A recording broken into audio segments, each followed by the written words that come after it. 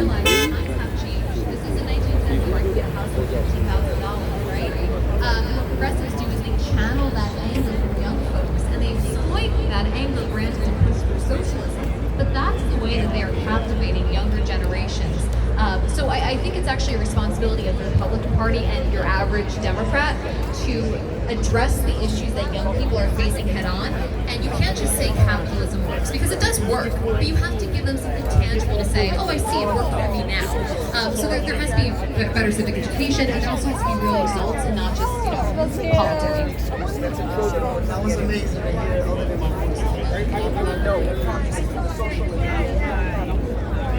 All right, next.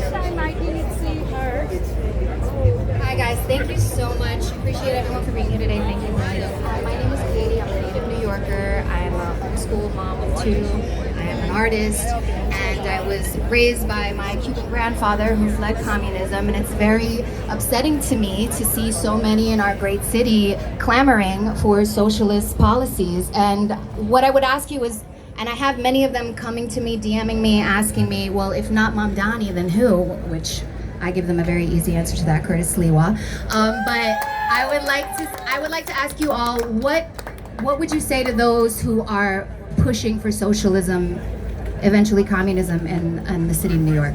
Show me one place it's worked. Amen. Thank you. I think a perfect example is, it actually just came out in the New York Post last week, that Kansas City instituted what Zhoran wants of these publicly funded grocery stores. And within 3 months of this grocery store in Kansas City, it was completely empty. There was literally no food in it. And so I think when we look at this upcoming election, it's very easy to make promises that you'll have free housing, that you'll have free groceries, that you'll be able to afford an apartment, that you can tax the rich 70, 80, 90%. But what we've seen time in and time out is that it doesn't work and never works. And so it's easy, and I think this is where the other candidates have to step up a little bit, that it can't be Zhoran bad, me good. It has to be, why is Zhoran bad? And it can't just be that his policies won't work. It has to be, these are why my policies will bring back affordable housing in New York. This is why my policies will bring back that our grocery stores are affordable, that you can walk outside, that you can take the subway without being fearful of someone attacking you. And so I think the other candidates, it's really on them right now to state the case, specifically to young people, as to why their policies will help them, and simultaneously saying, not Zhoran's policies are bad, why are Zhoran's policies bad? I would add to that too, that I feel like so many people in this country really didn't get like the ABCs, I think, of politics and civics and things like that. And I don't, I don't mean that as a slam on people. In a lot of ways, I think we think it doesn't affect our everyday lives, but I do believe there are a lot of people, particularly if you're young. I mean, if you're newly out of high school, if you're 18, 19, 20 years old, I mean, you probably are in a phase of your life where you still think things like, well, the government can just print more money. Like, why shouldn't the government pay for everything? They can just print money, and they can, no, really, I mean, I think a lot of people too, and they don't look beyond what happens next after you get everything for free. Okay, great. Like, if someone came to me and said, like, hey, I'm gonna pay for your house for you, and I'm gonna pay for your groceries, wonderful, great. The answer is yes, I'll accept that offer. What they don't tell you, though, is what happens next is that you end up in food shortages, subpar medical care, housing and squalor, things, cities under collapse, poverty, death. People don't look beyond what happens in the immediate, and so I think we need to do a better job of educating people about, like, look, this might feel good for like a year or two or something, but it has catastrophic consequences. We have to think beyond the immediate and teach people that. You're welcome. Hello, my name is Nicholas. I have a question. Sorry. Thank you. One of you has addressed the raising price for everything, especially in my generation, Gen Z. I mean, I worked for like 8 months and I can't afford a rent for like a month. So things like the 2008 financial crisis were caused by capitalist greed, specifically the bundling of dangerous mortgages in order to further the American housing market, which created a bubble in housing. So why should we trust capitalist motives again to bring down the price of housing when they have done nothing but raise the bubble, created the housing crisis, and eventually created the 2008 financial crisis in the past years? Thank you for stepping up and asking that. Yeah, I really appreciate that. And I think what you're talking about in part is the subprime mortgage lending crisis that started in the early 90s. That is not a function of capitalism. I would argue that's a function of corporatism, which is not capitalism. Capitalism at its core is simply that you are an individual in a market and you have consent to sell, buy, persuade someone to do those other things. When you talk about the cost of housing, to blame the rising cost of housing on capitalism, I think disregards a lot of things that do raise the price of housing. So for instance, mass migration does drive up the cost of housing, especially in cities like New York City, right? Rents go up.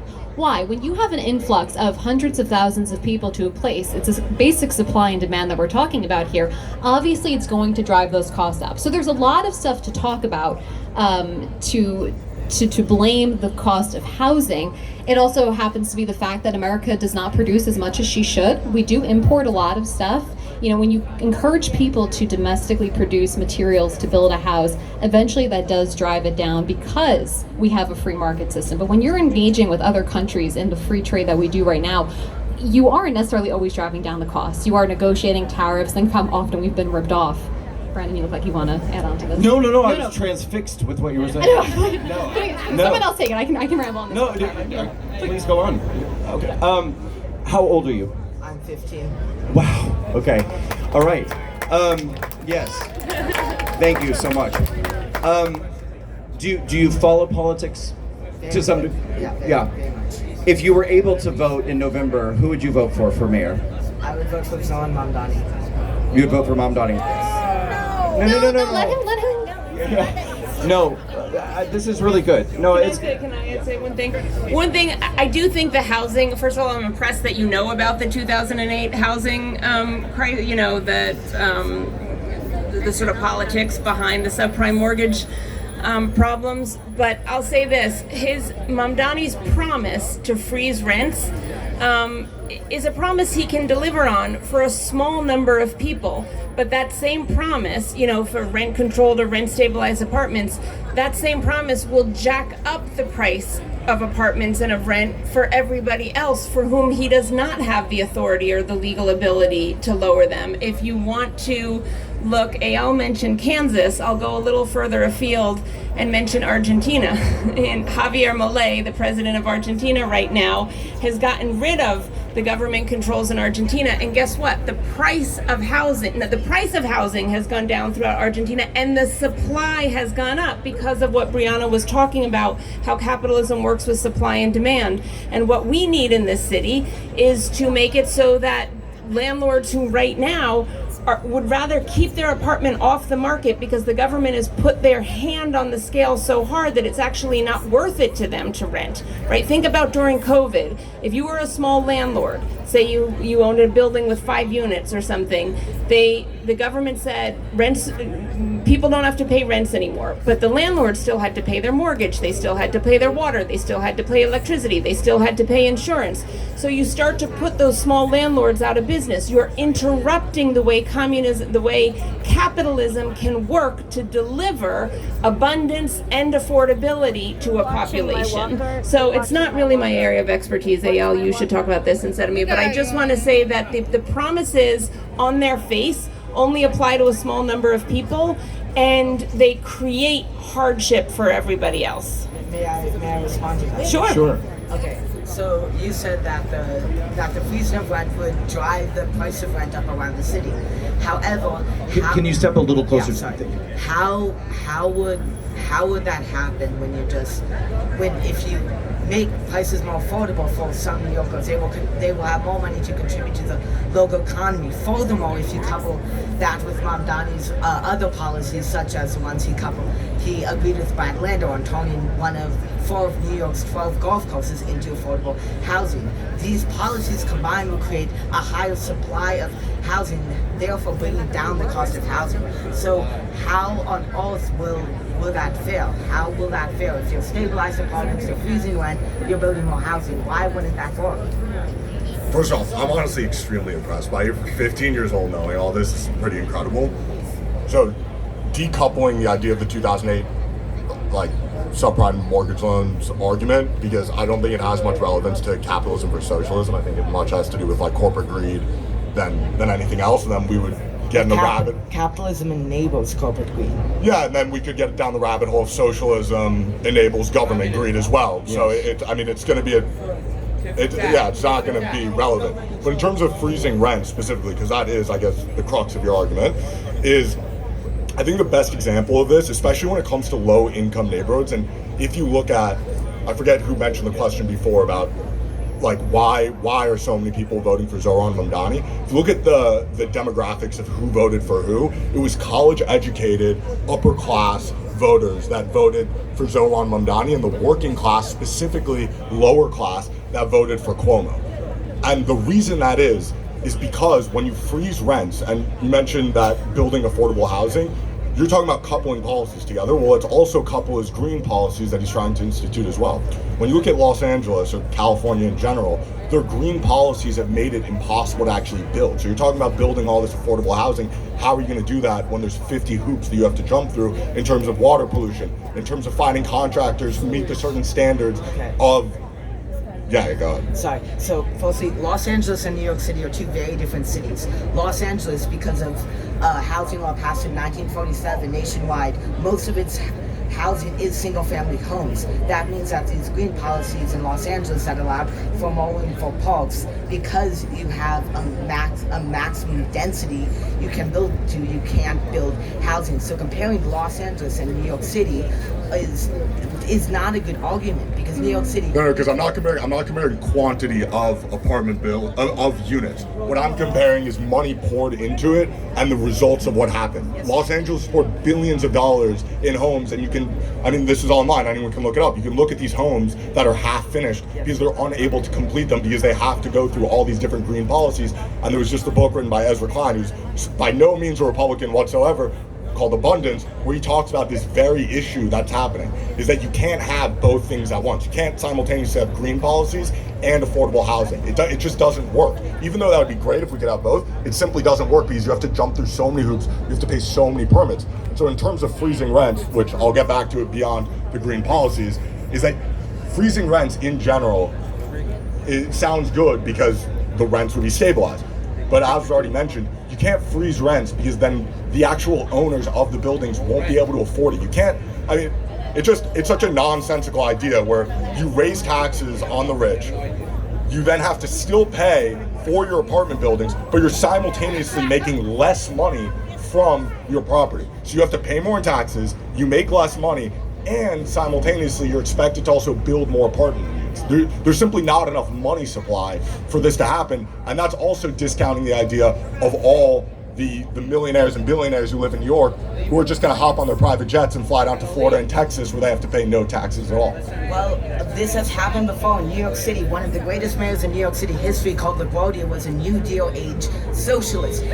What happened was he ran as a Republican, I know, but his policies reflected that of the New Deal era, and he got an airport named after him. That is irrelevant. However, what he did is something that Mamdani would build on. So what I'm saying is that... Can we parse out what you mean by what Mamdani will build on in terms of his campaign and what he's actually going to do? Because those are two separate things. Because even calling him a democratic socialism, he calls himself a Marxist. So, he says, I want to seize the means of production. He says, I want to abolish private property in general. He says, I want to defund police. People say that he didn't actually say that, but then he was asked it online, said, do you mean fully defund the police or just reallocate money? He goes, no, I'm serious. I want to fully abolish the police. And so I just want to parse out whether you mean his stated policies on the campaign, where he's definitely muted down his policies, or what he actually plans on doing. I'm talking about what he actually plans on doing, because like LaGuardia, for example, Okay. All right. do you mind if I just finish this?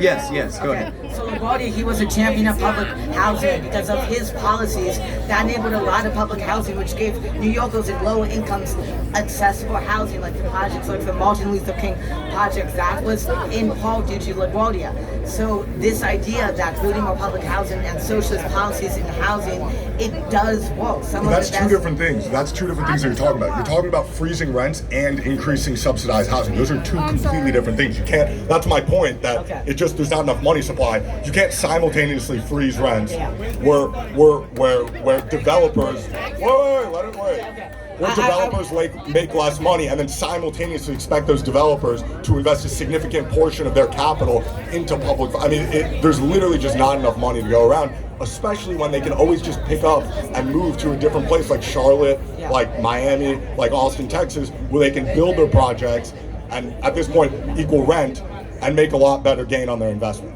Okay, I would love to debate with you more, but thank you for your time. Thank you. Thank you. Yes, sir. Hi, good day. I want to first thank you, Brandon, for organizing this event. It's quite amazing. There's not a lot of stuff for us to do here in New York, so everyone here is very brave. We're going to do it a lot more. I appreciate that. And my question is going to lead into that, but after just hearing that, I have to say I'm terrified here standing in front of a statue of George Washington on a horse. If the future of America speaks like that, and his biggest issue is how is he going to get a free apartment in New York. My issue here in the city is with elections and how we're going to win them, and what I find had happened with the left, and I feel this question is for you all, but I'm directing it to Brandon, because I feel like the left has this thing where they captured culture, and with Marxism on the rise and people using democratic socialism as a way to soften the hard trail to communism, people often forget that the way they captured cultural Marxism in America was through movements like Black Lives Matter, the LGBTQIA, Free Palestine, and they soften your emotions to almost feel sympathetic to the group, so that if you're not part of that group, then you can't speak on it. So you have to learn how to navigate yourself within these communities in order to survive. And I'm just curious how you led yourself to this place where you're brave enough to stand in front of people who used to once love you and now hate you in your home. How you stand up in front of people strong in a gathering in a town where we know we're outnumbered, maybe on the books, but I do feel that if you look to like legal accounted votes, that we have a chance in this election with Curtis Sliwa.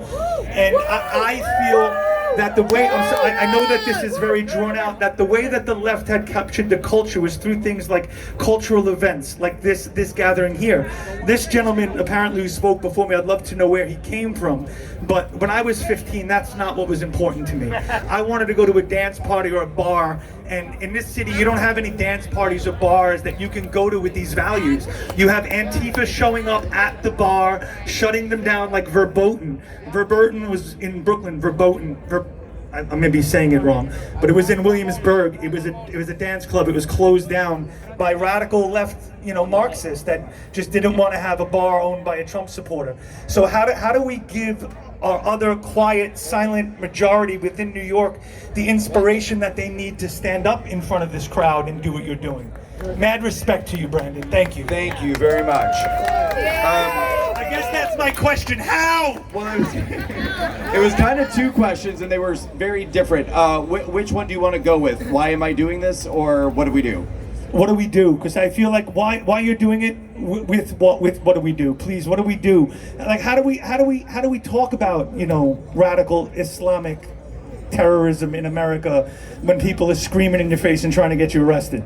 Well, okay, so for starters, like if we were to address that specific issue, I think that we have to find a way to communicate the ideas about the things that concern us most in a way that will be received well by the other person. And I do think that the right fails at that very, very much. I even in preparation for this event and planning for this event, a lot of people had a lot of ideas about what we should be saying about Mamdani or what we should be saying. And I thought, that would be great if we wanted to do a rally to attack Mamdani and make ourselves feel good talking about what a bad guy he is and what his character and his background and all of these different things. What I want more than anything is to reach people on the other side who love him, who would vote for him if they could, or will be voting for him. Try to get inside their heads and get inside their hearts and make a connection there and say, like, look, let's see where we can find some common ground here and see if I can get some movement out of you to make you understand that I get why you believe what you believe and support what you support, but I think it's very dangerous. That's what I'm trying to do. So I think that we need to sometimes take a step back and remind ourselves, are we communicating because we want to convince people that we're right? Or are we communicating because we want to change hearts and minds? And I think if the answer is the first, you're not going to be successful at swaying a lot. Look, there's a lot of very prominent conservatives who are very popular and they get tons of views and clicks. But I look at the work they're doing and it makes me feel good sometimes when I watch it because they make liberals look stupid. But I'm like, there's not a single liberal who just changed their mind because of the way you just treated them or talked to them.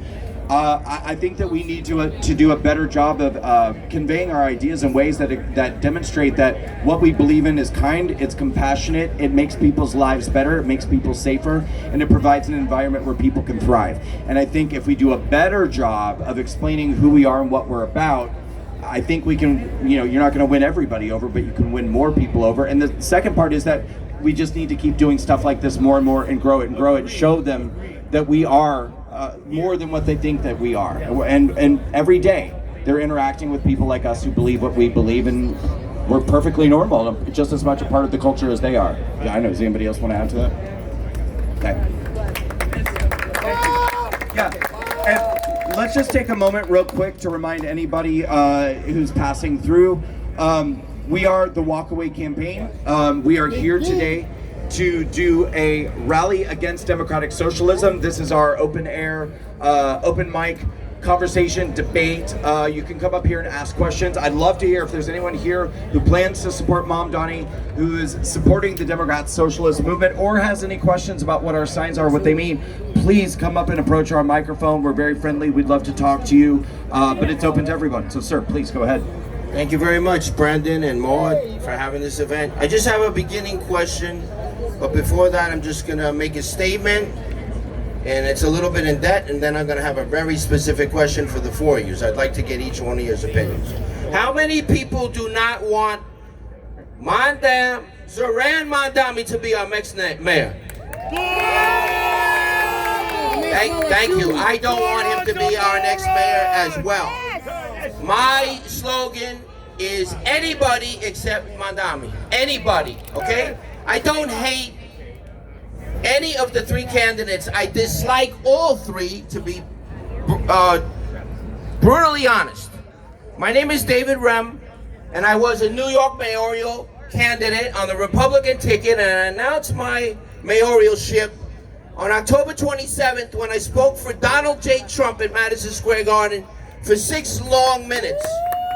And the statement that I made was, because I'm a native New Yorker, I'm a Queens boy just like Donald, born and raised. I didn't go anywhere else. I stayed here and I'm not moving. I don't care. But we can't elect a communist for mayor of New York City. There was a beautiful rally that Raul Rivera had at City Hall, and then there was another beautiful rally that was held outside Zhoran Mamdani's office in Astoria last week by an Italian organization, and they called him a racist. Why did they call him a racist?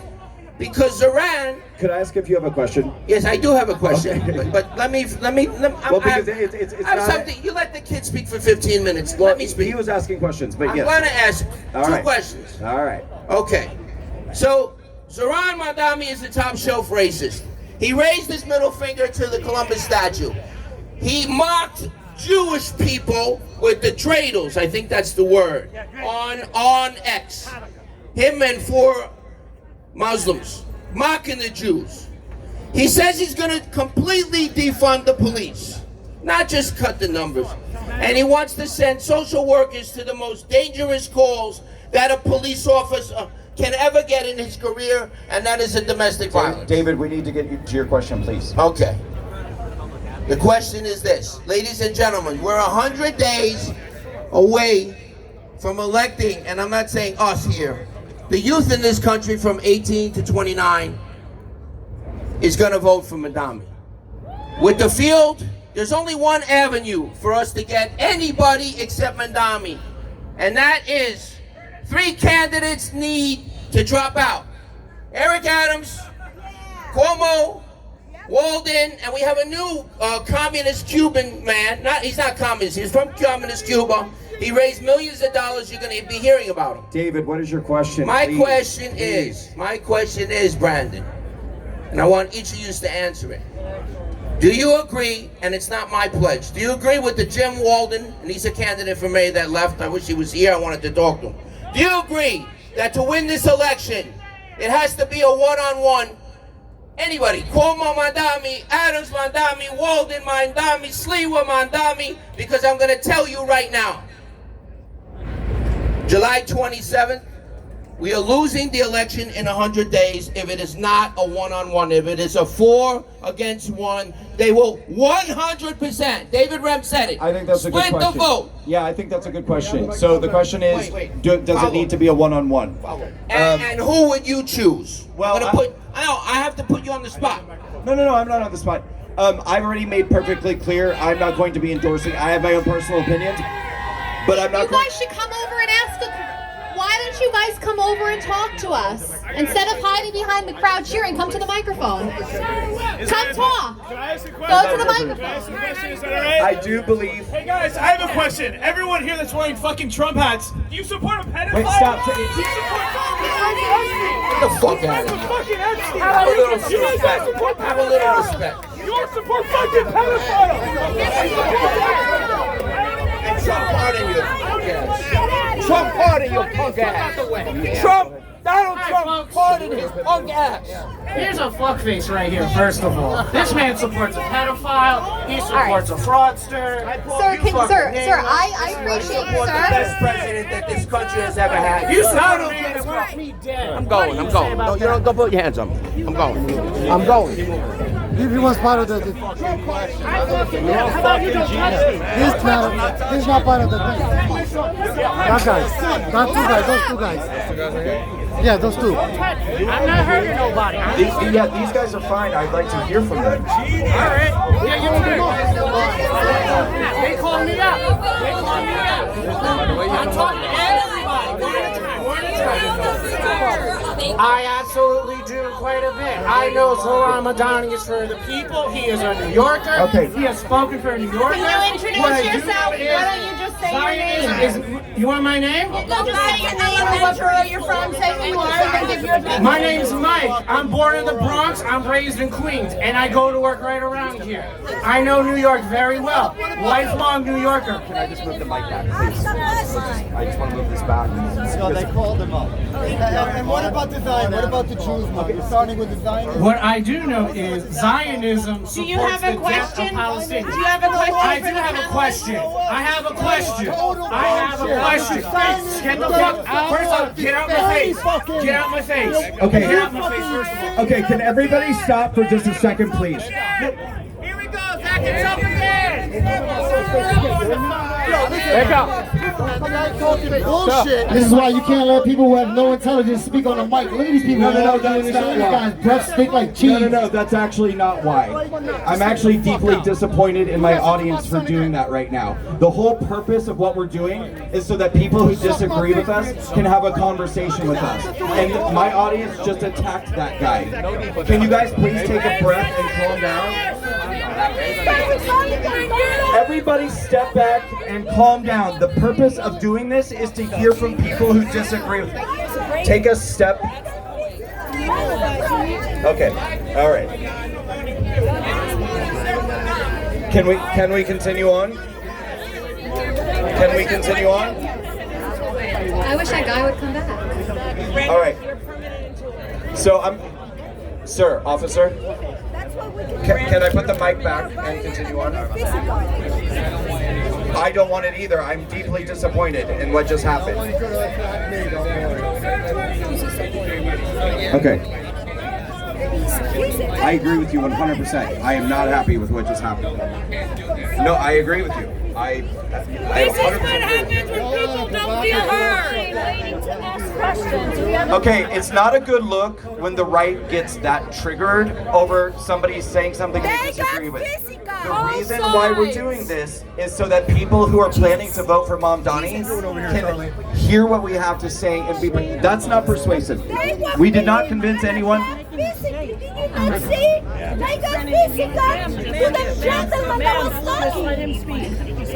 All right, so we're gonna try this again. You're gonna calm down. Everyone's gonna calm down. And we are going to allow people who disagree with us to say what they have to say and ask questions. And we're going to have a productive and calm conversation. No one here has permission to get close to someone like that, what just happened. No one has permission to get in anybody's face. That will not happen again. That's not why we're here. Thank you. That guy put his hand on He touched one of us. That's how it works. Good Lord. Are you still here? I'm gonna speak in your for me. When Shake my hand. Then you need to step away. You don't help the situation by getting like this. I understand, but that's not what I'm just showing you what went down.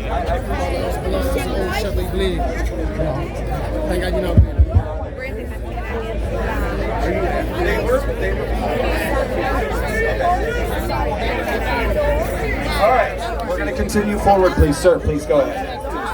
And if we have the opportunity to get back any of the people that we lost, I would really like to talk to them. All right, here we go. Very simple question. Yes, sir. For the entire panel, or you can answer it individually. What do you think New York City would look like if our NYPD, these great officers out here right now, were disarmed? That's my question. What would New York City look like if the NYPD were told to put down their weapons? What would the city look like? I think that's By now would have been bad. I think it would look like a lot of European countries right now where crime is skyrocketing, where women don't feel safe anymore walking down the streets. I think that we would see surging rape, murder, robbery, and I think that we'd be essentially turning our city over to criminally minded people. And it's not lost on me that most of the defund the police crowd are the first people to call 911 the second that they feel like they're in danger and say, oh my God, get a police officer here to help me. So this ridiculous movement to defund the police and try to suggest that we're just going to police ourselves and somehow self-govern our law and order system it's ridiculous, and we can't have it. Yeah, I'll say on the hypocrisy front, I'll say that I would like to see the politicians who support defund the police give up their private security details. I'd like to see the politicians who support congestion pricing get out of their driver-driven cars and take the subways that the rest of us have to take. I think I'd like to see some of the politicians that impose on us their ideologies live with the consequences, because then I think they'd come up with much better solutions. Just quickly, the reason for the question. Mr. Mamdani is on the record 4 times saying he would disarm the NYPD. So think long and hard about that. I agree with Brandon and with Maud. Anyone else wants to answer this? If you go to London, the police are disarmed. When you call them, they show up with a whistle, like it's a basketball game. And they expect the person who's raping you, robbing you, or hitting you to stop because they blew their whistle. It doesn't work. That is what Mr. Mamdani wants to bring to New York. And mark my words, I predicted 7 months ago he would win the Democratic nomination. He will do that if he's elected. So think, all you Mamdani supporters, think long and hard what it would be like if these officers were disarmed. You would not be able to walk down the street. Castro took the guns, Mamdani will take all the guns. Back the blue! Back the blue! Agreed. Thank you so much, sir. Yes. Back the blue! Hi, my name is Shaniqua Lewis. I am a community activist and leader. I'm actually running for mayor for the Independent Party. And I agree that Jews have a right to exist. One of the major concerns right now is the war that's going on, but they fail to recognize that Israel is a holy land and things have been stolen. So when it comes to Mamdani, his representation with defunding the police, how do you feel about a representative that wants to keep commotion, especially when we need it, amongst the people? There's a rise in mental health. We have a lot of crime. We have a lot of murder. How do you feel about a representative that wants to defund the police but use the police for security reasons because he feels threatened? Right. Well, that was a good one.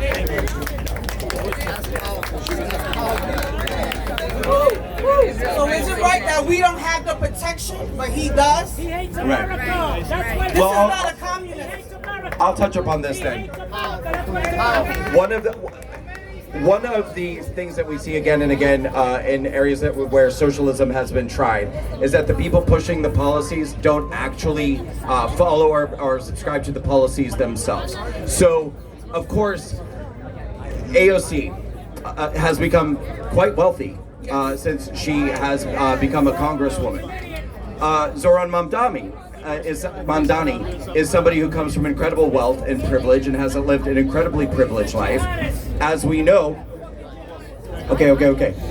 as we know, he recently hosted a 3-day event, had private security for himself, armed agents outside, and of course he would like to remove the ability for the rest of us to feel protected by armed police officers in New York City. This is something that we see time and time again. The people espousing the policies don't actually want to live this way themselves. They will be the first to want private medicine, private hospitals, the best doctors. They're not going to go to socialized hospitals and receive that kind of medical care. They're not going to want to live in the low-income housing that they're providing for everybody else, and they want everybody else to live in. So it's complete and total hypocrisy, and I think that is something that we see every time. Thank you, I didn't expect that. Every time that somebody pushes socialism on other people. It's rules for thee, but not for me. I have one more question. Yes. So for the past 10 years, I am an affordable housing agent.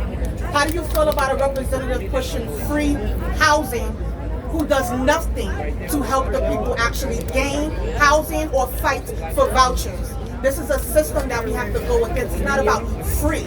We can't just give out free because we have business owners who make a living honestly. And the people are suffering. Homeless rates are going up. People are mentally unstable in their minds. And we need real change. We don't need forced policies. We need real change. You're right. Thank you very much. You said it very well. Hello. I just want to make a comment. I'm actually from the Bronx. I live in a community that is devastated by the far-left policies that have been implemented since Mayor de Blasio took office. Our community in the northeast section of the Bronx, we were on the upswing. We had safety. We were improving our lives. And then with de Blasio, Andrew Cuomo, when he was governor, and can you record me? I want to speak. Bronx politicians who, for the most part, are very far left. Our communities are now filthy, have increasing crime, and so many middle-class, working-class people of color have fled the community, thus impoverishing. I'm sorry. And so what I want to say is that for me, I'm just the third generation of my family outside of slavery. I'm incredibly proud to be an American, and I'm incredibly proud of all that my community went through just to have our freedom. For me, socialism is a path to slavery. I will not go down that path quietly. Do you have a question? We'd like to encourage you to stay, please, and have a conversation with us if you would. So what I realize is that so many people working class, middle class people do not vote at all. They're not engaged in the political process. And that's why we have sometimes very extreme candidates to the left. What would you do to encourage more people to vote and to get engaged? Well, let me just say one thing. First of all, thank you so much for everything you just said. And I'm going to say that it's not just the Bronx. I live in Lower Manhattan, and my taxes have gone up, and the quality of my neighborhood has gone down. It's less safe, it's less clean, it's less wonderful. And it definitely, we are living in the sort of tail of de Blasio's bad decision making, because it has a long tail and a long impact. I think many people here agree with you. This is about socialism being, you know, sort of exactly the wrong path. But I'll say this: I am one of people feel so frustrated by the fact that not enough people go out to vote and that not enough people are activated. But I'll say the hopeful thing about this 2025 election is I don't think, and I know Brandon is a great persuader and it's super important for him to do it, but I don't think we have to persuade a ton of people to vote against Mamdani or his bad policies. I think we have to get people out to vote. I think there's tons of New Yorkers like you and me who know how bad these policies are because we see it in our neighborhoods and we see it. So we have to do the hard work of getting people to get out to vote. Talk to your neighbors, make sure they're registered, talk to the people in your building, talk to the people you work with. Make sure everybody can get someone in addition to themselves out to vote. And so we don't have to fight to persuade people, we have to make sure they come out to vote. I just want to say that in my community, we did have a win. We had a far-left city councilwoman, Marjorie Velasquez, who was not responsive to our community, and we flipped the district. And now we have Christy Marmorato. And she's a real champion for the community. Congratulations. Okay, anybody can hear me? Okay, my name is Diane Martinez, blasphemy diva, atheist diva. I don't believe in God, I don't believe in religious books. And the United States is facing a dangers with Islam. Islam wants to destroy the West. There are thousands of videos, Muslims saying that they want to destroy the West, overturn the United States Constitution. Why not you guys not speaking about this? It is called Islamo-Marxism. They're in bed together, bad marriage. We don't want Islam, we don't want Sharia law, we don't want dawah, we don't want to pay jizya, and clearly in the Quran says, kill the Jews, kill the Christians. So Islam, the Quran is a hateful book. It needs to be prohibited. Any religion that promotes hate and killing needs to be prohibited. I don't care if the Jews were that way, I would stand against the Jews. If the Hindus were against that, and a lot of Hindus are being killed in Bangladesh. A lot of Christians are being killed. Why you guys not speaking about it? So we need to move this movement against Islam and Sharia law. I don't want that in here. In Islam, LGBTQ have no rights. Thank you. So why you tell me I gotta go when I'm speaking the truth? Thank you. Thank you. I don't want Sharia law. I'm LGBTQ. I'm scared. I'm entitled to be scared. Thank you.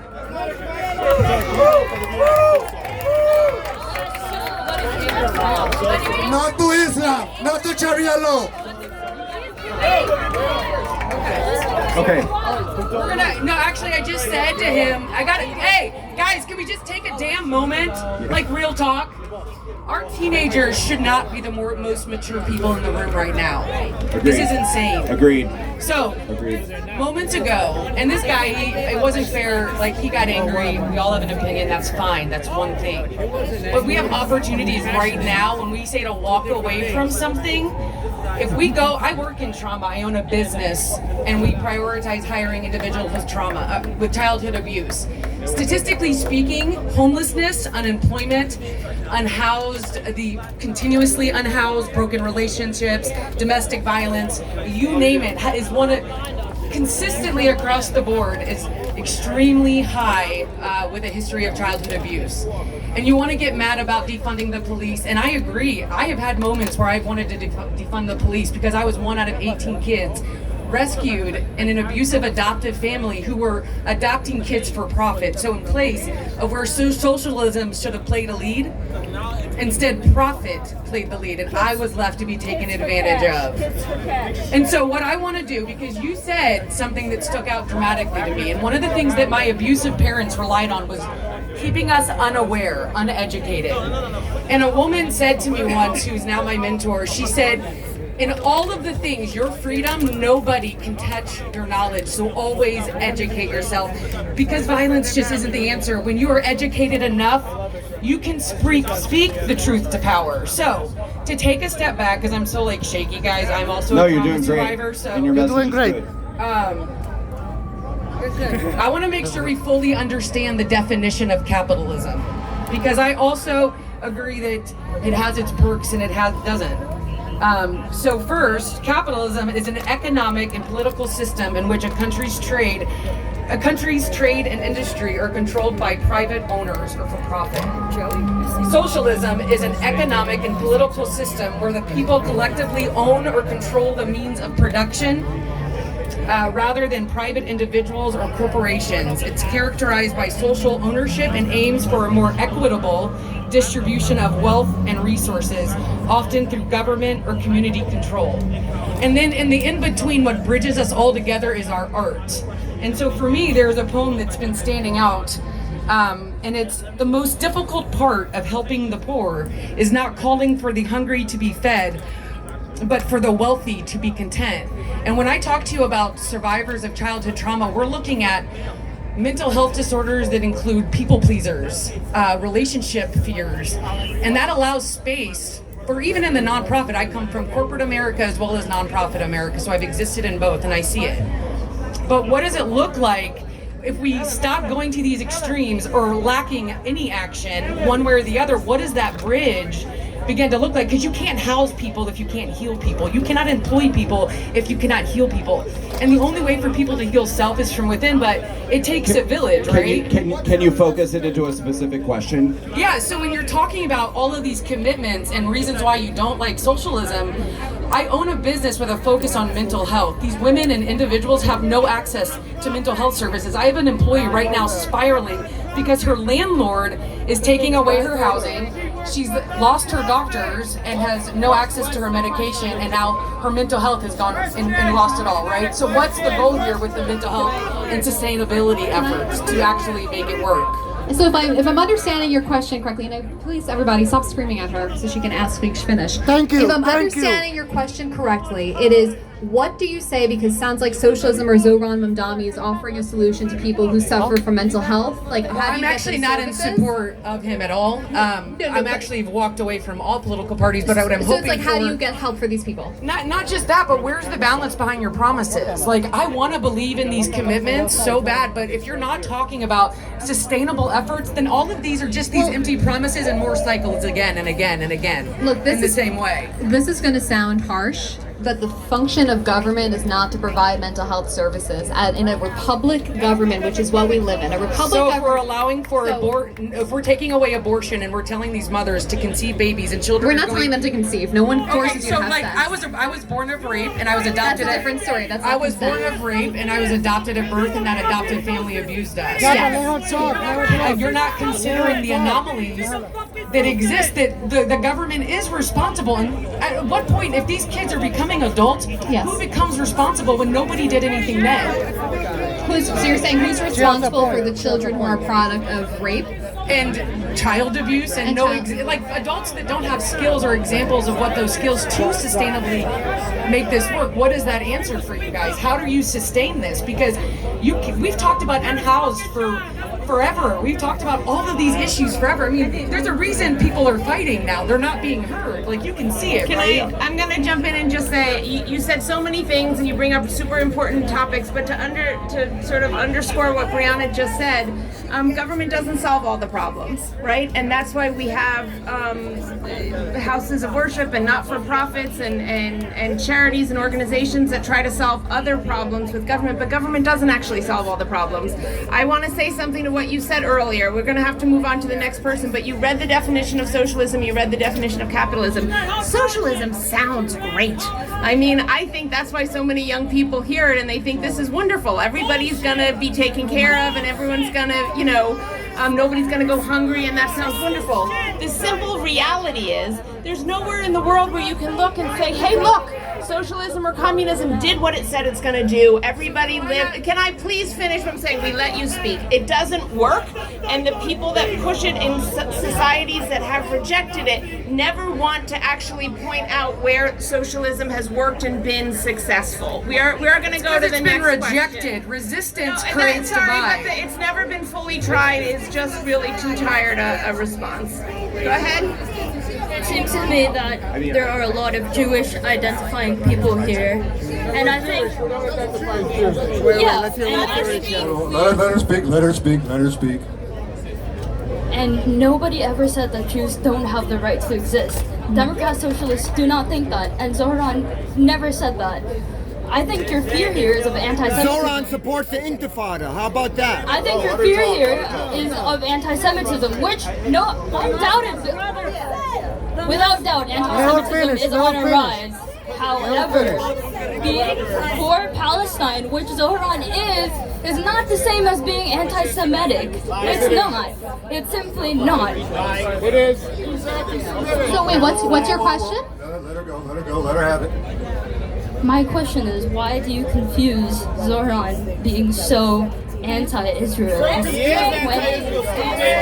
He has literally said that Israel has the right to exist. The only reason you are saying that he is not for Israel is because when he was asked where's the first place you would go after you get elected, he didn't say Israel, and all the other candidates did. He said he would stay in New York for the people of New York. We're not running for the mayor of Tel Aviv. You are running for the mayor of New York. Okay, let her, excuse me.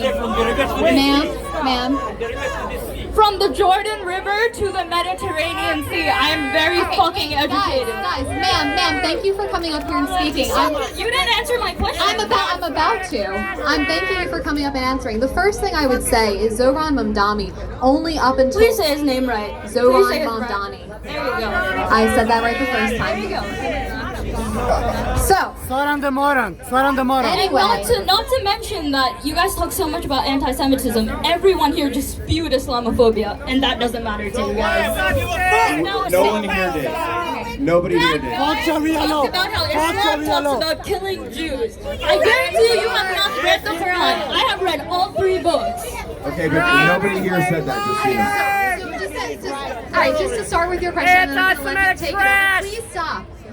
First and foremost, it wasn't until recently that he said that he would, quote, discourage the term globalize the Intifada. So when people call him anti-Semitic, they're referring to a term globalize the Intifada, which is inherently anti-Semitic. That's a problem. What is the Intifada? Killing Jews. Killing Jews. No. Do you know when the first Intifada happened? Are you gonna let me speak? Everyone. Okay. First of all, you're saying he's not running for the mayor of Tel Aviv. Zhoran Mamdani is currently in Uganda. He's not in New York City. Yeah. So, are you gonna let me speak? So in terms of where are people going to be? Are they going to be in New York City? Let her speak. Relax. In terms of where people are going to be, Zhoran Mamdani was in Dubai 3 months ago and is now in Uganda. He has spent 60% of his time not in Albany as a state legislator. So in terms of you saying, hold on, in terms of you saying he's not the mayor of Tel Aviv as this complete red herring, which is just nonsensical to say, the current person that we're talking about literally is not in the United States of America and will be in Uganda for the next month. Can I finish?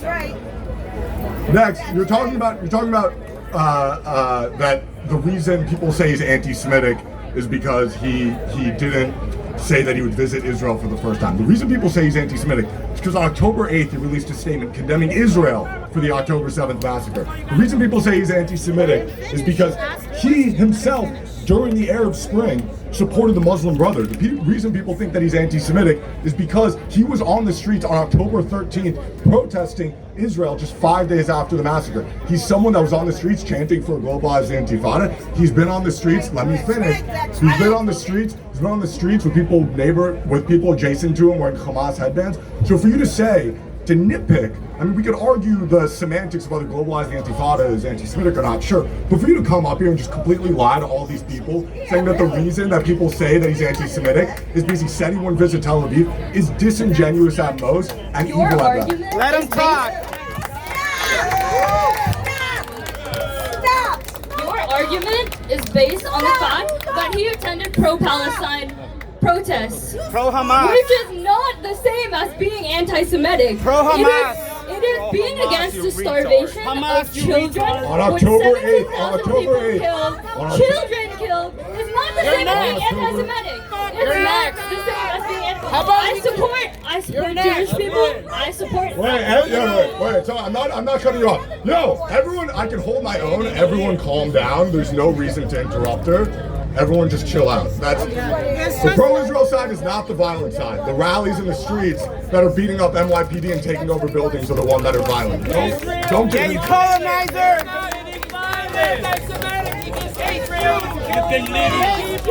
All right, everybody calm down, please. Did you have more you'd like to say, or can we move on? Well, yeah, he didn't answer my question. Why do you associate being pro-Palestine with being anti-Semitic? It's simply not the same thing. It is not the same thing. Yes, it is.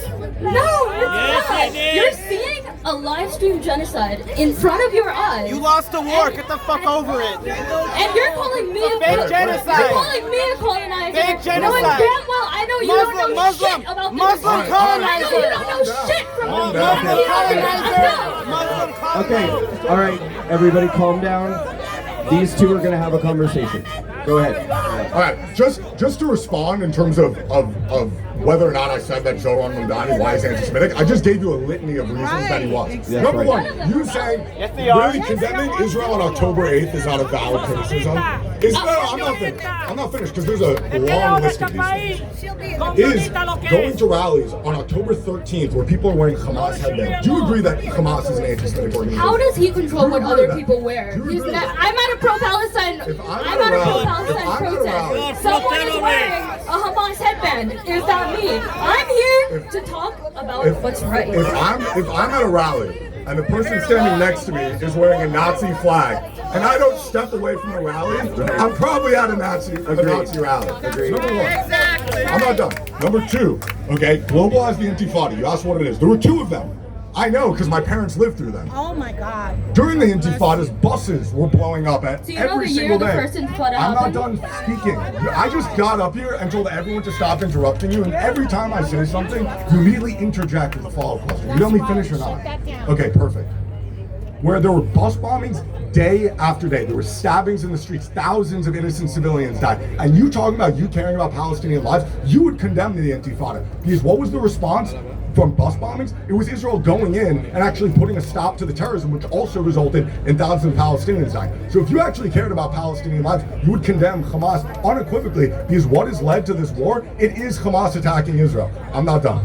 You said that the reason that we all think, or I personally think, I'm not going to speak for anyone else, that Zhoran Mamdani is anti-Semitic is because he wouldn't visit Tel Aviv, and that Tel Aviv isn't the 6th borough of New York.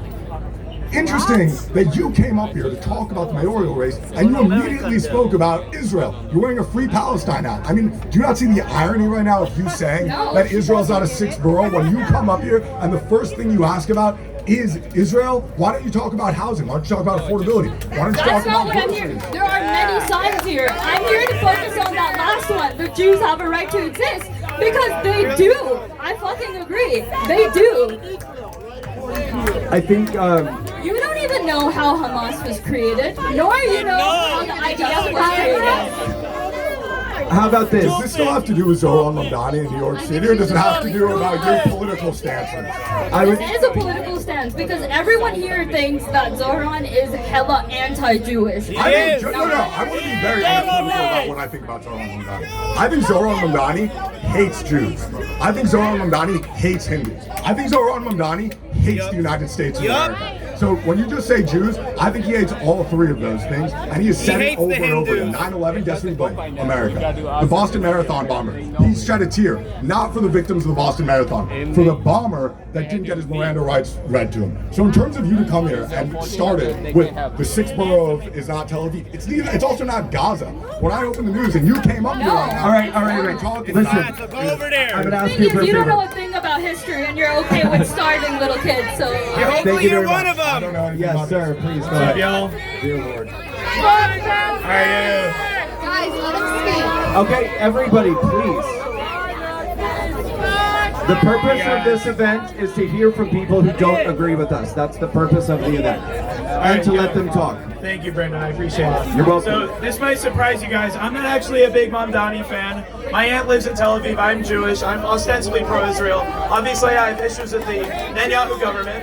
However, my issue, and this is to all you guys, does it bother you that your anti-Mamdani movement has been co-opted by fascist, pedophile supporting Trump supporters? I hate Trump. I love Judaism. Can you speak to all the Trump Wait, supporters? who do you support? Who do you want for mayor? Cuomo. Dude, why are you going to call everyone pedophiles when you're supporting Cuomo? He's not a pedophile. Why did he resign? Okay, fine. Why did he resign? Can you Why answer did my he question, resign? though? Why did he He resign? resigned over several sexual assault allegations. We're obviously aware of that. Okay, can you answer my question, though? What do you guys have to say to all the pedophile, fascist-supporting Trump supporters here that agree with you? Do you denounce them, first of all? And second of all, what do you think of them? That is my question. Very simple. Okay, so first of all, I denounce pedophilia. Second of all, From the president specifically, can you do that? Do you second of all, denounce Donald Trump's covering up of the Epstein files and him pardoning the January 6th assassin? I'm trying to answer you. I denounce pedophilia. I denounce fascism.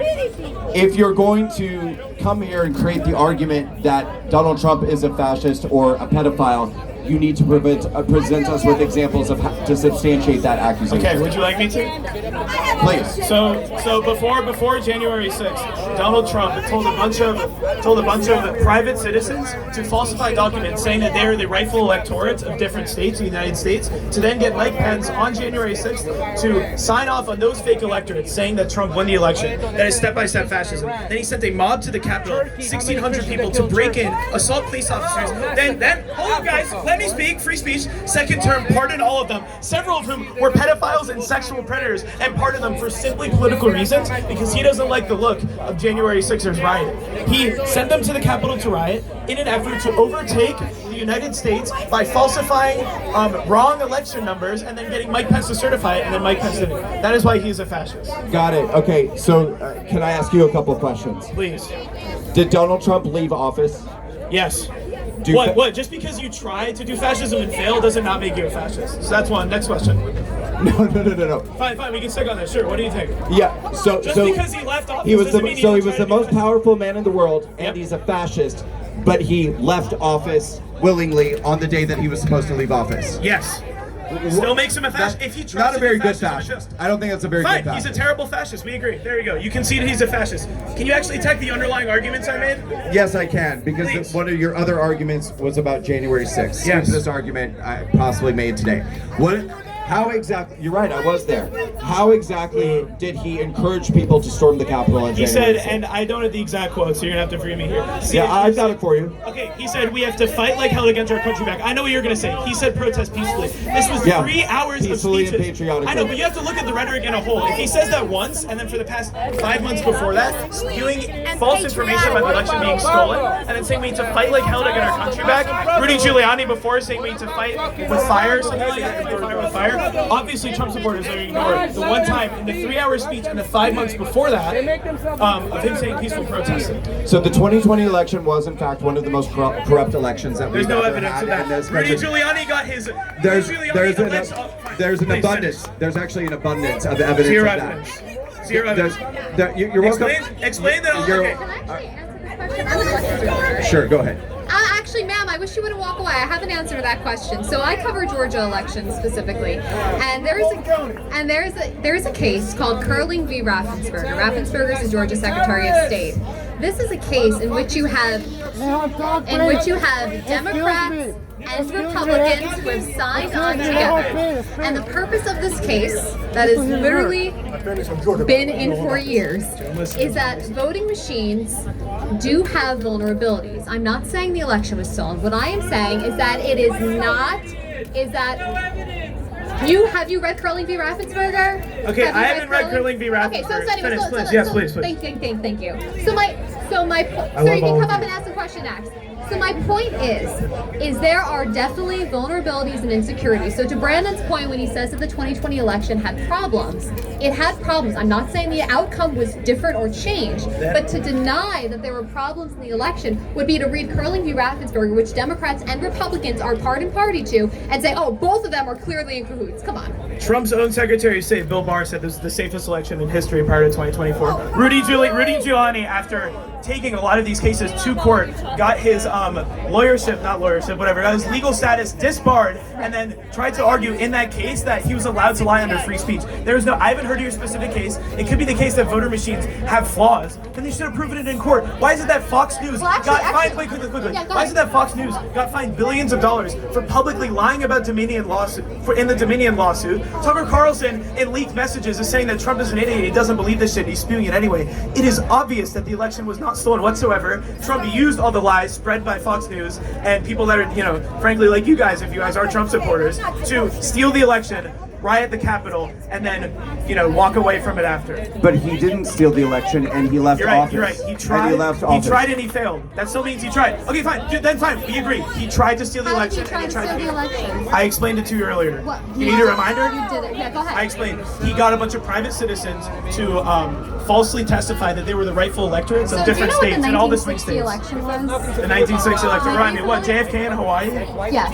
And alternate electors? Alternate electors. Yeah, they were both rightfully certified, and then they worked it out in the Supreme Court. Have alternate electors. You can have alternate electors if the Supreme Court says that it's valid, which they did. The Supreme Court never said any of this was valid. They didn't say it wasn't valid either. Because they didn't get to hear on it because they knew it was such bullshit. That case reached the Supreme Court because there were merits. I can't get into this case because there were merits and disagreement on a very close swing state. In this, it was a blowout. Georgia, Atlanta, all of them, Georgia, Arizona, all these swing states. It was a blowout. Trump did not win. That's why they need to get false fucking private citizens testify. It's not the same thing.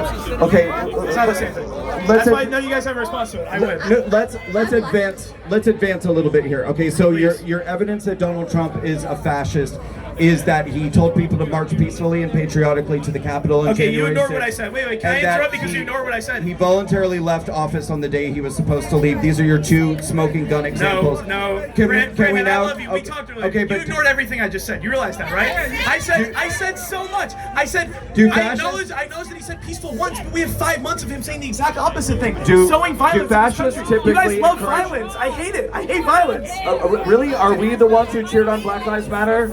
I don't support Black Lives Matter. Because we were the people saying back the blue. We were not the people saying defund the police. We were not the ones cheering on the violence of Black Lives Matter. I don't support violence in BLM. We're not the party of Antifa. Okay, you're talking to me. I don't support Antifa, and I denounce all the violence that occurred on BLM. Now answer my question. Okay, well, you don't get to separate yourself out from your group. Of course I do. I denounce it. Kamala Harris. Okay, can I say one thing quickly? But I really would like to hear about the pedophile. How are we pedophile supporters? Epstein, under oath, said that Trump was his best friend for 10 years. Mamdani promised the Epstein files. Trump covered it up, and now Ghislaine Maxwell is considering getting pardoned and leaving the rooms after in the fucking government with mysterious boxes. Trump is saying to forget about it. I don't know about you guys. I don't support pedophiles in this government. Really? Why won't Trump release the Epstein files? Well, so Jeffrey Epstein is your character witness in your argument. Say that one more time. There's a lot of free speech advocates screaming at me. Sure. So Jeffrey Epstein is your character witness in your evidence. Yes. He's such a good person of such upstanding background that when Jeffrey Epstein says something, you automatically assume that that's true. No, there's photos of him with him. I use a plethora of evidence. Too, so now what? And Bill Clinton's a pedophile, arrest him. It's that easy. Here's the difference. Can I say the difference real quick? The difference is when there's violence on the Democrat side, I denounce it. When there's violence on the Republican side, you guys bend down and I just explained. What do you mean? 1,600 Capitol, whatever. Sorry, protesters invaded the Capitol, assaulted police officers, then got pardoned for it. That is Very few people assaulted police officers. Very, very few. Okay, fine. So you condemn Trump pardoning all the people that committed violent crimes on January 6th. He did. He pardoned. Violently attacking an officer, then yes. Does that satisfy you? Sorry, I was getting screamed at. All right. So you denounced Trump pardoning January 6ers? No, I denounce violent ones. If someone attacked someone violently and the case was proven fairly, then they should not have been pardoned. Okay, so you disagree with a lot of Trump's policies. I'm glad you conceded that. Well, we're not in a cult, despite what a lot of people like you think. But I will say, I was asking for all. But look, we can find some common ground here. Give it to me, Brandon. I'm here for it. We can find some common ground here. I haven't been happy. Brandon, I can't hear you. I can't hear you because everyone's talking to me. No worries. I said we can find some common ground here. Can everyone back up, please? Also, if you guys want me to rotate off, I've been on for a while. I don't want because I don't like the way that the Epstein files have been handled up until this point. I do believe that people deserve transparency. I do believe that we deserve to know what's going on. And I think that enough people in the MAGA movement have made enough noise that they have recognized that they can't simply move on from this. We have to have transparency. And from what we're being told right now, and believe me, I'm going to keep a very close eye on it because, again, I haven't been happy with the way it's been handled. Perfect. We're being told that we're going to get more transparency and more answers. If we don't, I'm going to make a lot of noise about it because I think you and I love that. Me too, but be careful what you wish for because I think a lot of your heroes are going to end up being on that list. I don't have any heroes. Bill Clinton is not my hero. Anyone on that list is not my hero. Who are your heroes? Are you just a nihilist? My hero is Joe Biden and Kamala Harris. Are you trolling? As major infrastructure, I'm not trolling. I can list the accomplishments. I don't want to take up people's time. That's fine. Can I ask you one question? Ask me a question. If Joe They don't want Biden... free speech, by the way. All these people are trying to censor me. Party of free speech. Party of free speech. If Joe I love Biden... you. If Joe Biden... off the mic already. Yes. How do you feel about the fact... I can't hear you. They're talking. Guys, let's finish this question and we'll step down. I'm listening to the speaker. I'm listening to the speaker. I will debate every one of you guys. Ladies and gentlemen, Give them a time limit. They talk too long. we're Give them being a time limit. Ladies and gentlemen, we're being told that it is time to wrap up our event by the lead detective who permitted our event, and I'm going to respect that. This woman just called me the N-word. That's crazy. This white woman just called me the N-word. Okay. She just did. I'm going to leave it at that. Trump people are racist. I love you guys. Thank you. Thank you, officers. So listen. I love you guys. Bye-bye. We love you too. Get out of here. Coming. So, Thank you for talking. ladies and gentlemen, we have to wrap up right now, but let me just say a couple things. But Brandon, I just got here. Let me who was that? Me. Kevin. Oh, Kevin. Thanks for meeting. It just goes to show you because of the left, everything gets closed down. All right, so listen, I want to say a couple things. First of all, I think the rally today was a fantastic success. I'm very, very glad that we did this. I think it was an amazing event. We're going to continue to do it again. I want to build on this. Next time, everyone come out, bring 5 friends with you, and we're going to build on this movement. The debate, I think, has left some room for improvement. But I also think that we've had some good conversations here today. I'm definitely going to put some thought into how we can make it better next time. We can make it more productive. But I do want to remind everyone the purpose is to engage in dialogue with people who don't agree with us. And that's not always easy. It's not always pleasant. But we're going to do better next time. I thought it was good, but we're going to do much better next time. I love you all. Thank you all so much for coming out. Really amazing. Please be checking your email from us. Check text messages from us. We will be doing this again soon. I love you all. Let's defeat socialism. Let's make sure that we protect our city and save New York. Thank you all so much for coming out today. Thank you. Law. Fuck Sharia law. Fuck Sharia law. Not Sharia law. We don't want Sharia law. No Sharia law. No, no, no. Yeah, not Sharia law. No Sharia law. And what is given to the devil is no, I'm not saying anyone is perfect. 1 minute second. That's why we actually the other guy got too much. Fuck Mamdani. Fuck Mamdani. Zhoran the moron, come on. Fuck Mamdani. Fuck Mamdani. Fuck Mamdani. You like also Zhoran? Zhoran the moron, come on, say it. You like the borders open? Say it loud. Fuck Mamdani. Zhoran the moron. Fuck Mamdani. Why you got? Why you got Mexican? I don't see Mexican. What about Mexican? You don't know? Okay. White or Mexican, Chinese, as long as you got a U.S. citizen with a social security card, you're more than welcome to work. And what are you supposed to say, Zhoran the Moran? Zhoran the Moran, say it. Zhoran the Moran. Right? Zhoran the Moran is the worst fucking thing in history for New York City. He's anti-Semitic, he's anti-American, he's anti-racist. He's only good for student justice in Palestine. He's only good for the Muslims. He's only good for the people that he wants. He's only good for Islam. Thank you.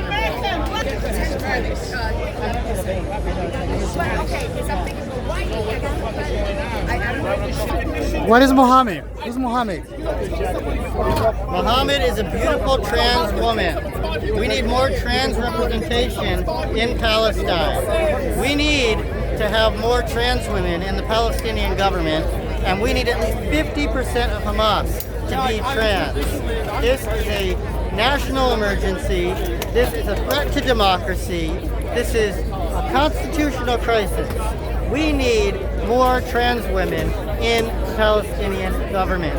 We need more trans women, more dogs. They can run the country amazingly. And it's all because Muhammad was a beautiful trans lesbian. What the other sign says? But in the other ones, you got only... Yeah. Elect more trans women into Palestine's government. We need more trans women. Well, leave it alone. Leave it. Don't move. Don't move. We need more trans women. Why we need more trans women in Palestine?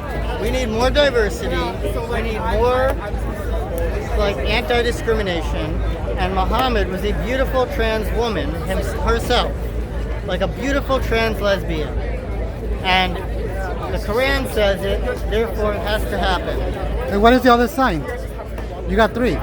No, the third one's not finished. Oh, it's not finished? No. Okay. But yes, we need more trans women in the Palestinian government. Okay. We need to elect more trans women into Hamas. Thank you. What happened with... Why are you here and what happened to the Papua brothers? With Papua? We're here to get our city back, New York City, and also to support our Papuan brothers who are being murdered, killed, and massacred every day. By who? You gotta say the name. By the Indonesian Muslims. But Muslims in general, they're killing Christians too. And yes, they're killing Hindus too. And they have been exploited since 1963. They have the largest gold reserve, no, the largest gold mine in the world. And their land has been invaded since then. Okay. Okay, come back. I just wanted to say I loved everything you said. Thank you. Thank you. So yeah, the world doesn't know where they are or who they are, but here we are. We want to continue fighting. Yeah. We're not giving up. Yeah, we stand with the Aboriginal West Papua. So what happened in New Jersey last week? Last week, there was a Jew haters. They were opposing a bill that tries to protect the Jews. How many were approximately? There was like hundreds of them, and they were not even from New Jersey. They came from Rockland County, they came from Philly, they came from New York City. None of them came from New Jersey. Oh, they're not from there, okay. Yeah, they were paid protesters. But do you know that the CARE was there? CARE was there. Yes, they were all paid protesters. They were all paid to be there. Yes. And they have nothing to do in Jersey.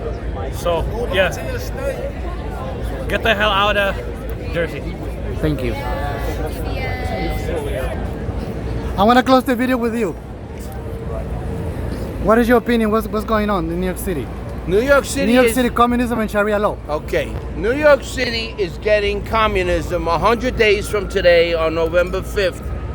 Mark my words, when the youth in New York City, the 18 to the 39-year-olds, are going to vote in Zhoran Mamdani as our next mayor. It is I guarantee you, New York City is getting Zhoran Mamdani and Sharia law.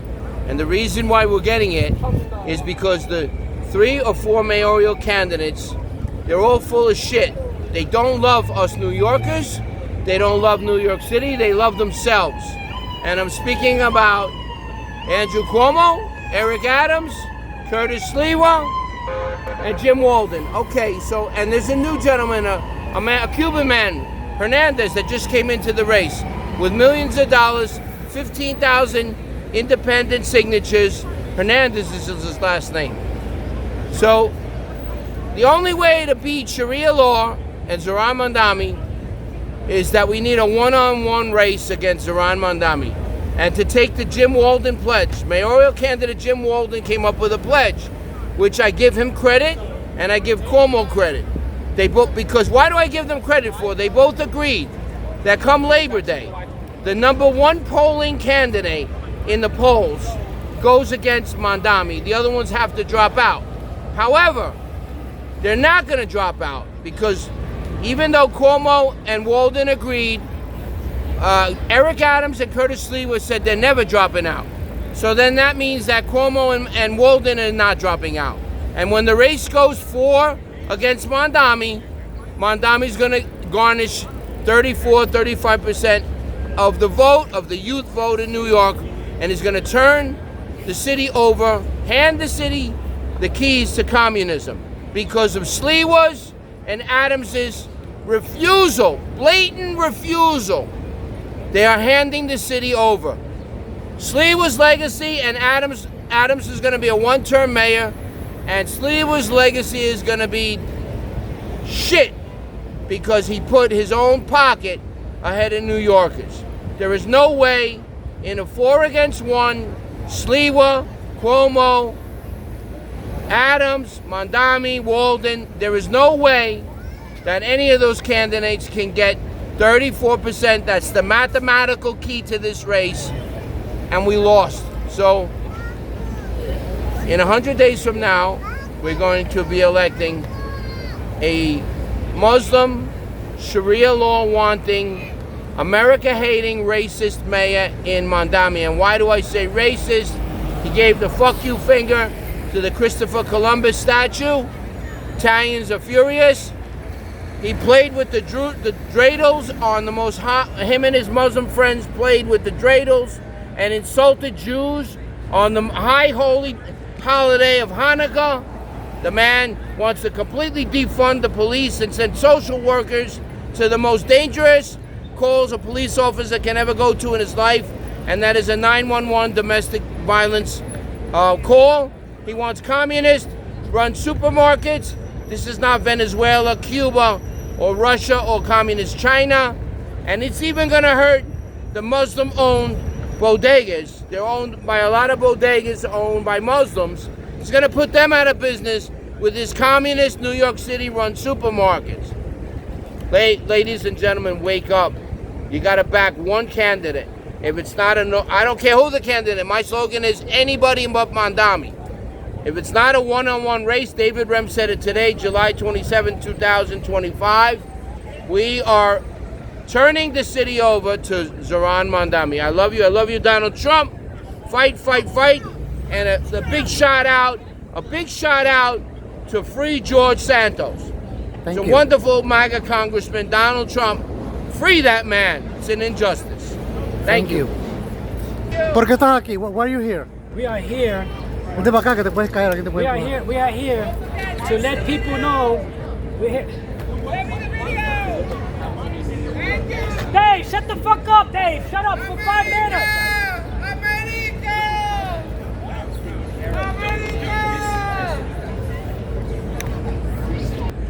Okay, dale. We are here today to see how this rally was going to go.